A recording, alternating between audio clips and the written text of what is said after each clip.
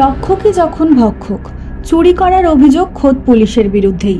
হাওড়ার নাজিরগঞ্জ থানার পুলিশের ড্রাইভার এলাকার টোটো চুরি করেছে। মঙ্গলবার সকালে ওই অভিযোগকে কেন্দ্র করে আন্দুল হরেকৃষ্ণনগরে রীতিমতো চাঞ্চল্য ছড়িয়েছে। অভিযোগ জানাতে গেলে পুলিশ কর্মীরা তাদের মারধর করেন। এই নিয়ে ক্ষোভে ফুঁসছেন স্থানীয় বাসিন্দারা। অভিযোগ, নাজিরগঞ্জ থানার অস্থায়ী ড্রাইভার রাহুল সরকার একটি চোরাই বাইকের নাম্বার প্লেট পাল্টে একটি টোটো চুরি করে। ওই চোরাই বাইকের সঙ্গে টোটোটি বেঁধে নিয়ে যাওয়া হয়। এই ঘটনাটি ধরা পড়েছে একটি সিসি ক্যামেরাতেও। চোরাই টোটোটি যেখানে রাখা হয় সেই এলাকার নিরাপত্তারক্ষী জানান ওই টোটোটি রাহুলই এনেছেন। কে নিয়ে গেছে যে বললেন, ও কি করে? ও পুলিশের সঙ্গে যাওয়া আসা করে, নিজেকে এবং পুলিশ বলে পরিচয় দেয়। তার নাম হচ্ছে রাহুল সরকার, যেটা আমি খবর নিয়েছি। ওই নিয়ে গেছে রাহুল সরকার মোটা করে। আপনাকে মেরেছে কে? ওই রাহুল সরকার লাঠি দিয়ে আমাকে দুমদাম করে মারলো। কোথায় মেরেছে?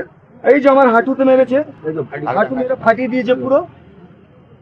ইভেন আমাকে চল ঘুষিও মেরেছে। আর এই নিয়ে কোনো অভিযোগ করেছেন কোথাও? কাকে অভিযোগ জানাবো? প্রশাসনই যদি আমাদের সাথ না দেয় কাকে অভিযোগ জানাবো? কখন নিয়ে গেছে টোটো? হ্যাঁ, টোটো তো সে রাত্রির বেলা 2টো নাগাদ নিয়ে গেছে। কাউকে কিছু জানায়নি? কিচ্ছু জানায়নি, কাউকে কিছু না জানিয়ে নিয়ে চলে গেছে। ঘটনার পরিপ্রেক্ষিতে থানায় অভিযোগ জানাতে গেলে পুলিশ কর্মীরা তাদের মারধর করেন বলে অভিযোগ স্থানীয় বাসিন্দাদের।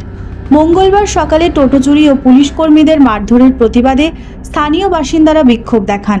বিক্ষোভকারী ও পুলিশ কর্মীদের মধ্যে ধস্তাধস্তিও হয়।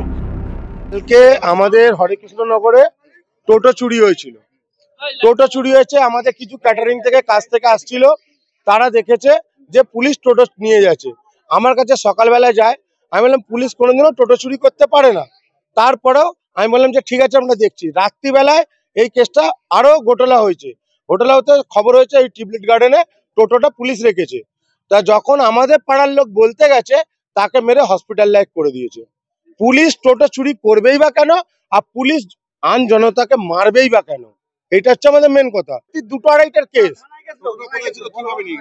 টোটোটাকে ওরা নিজেরা তার জুড়ে নিয়ে গেছে। আমরা যখন সকালে বলতে গেছি, বলছে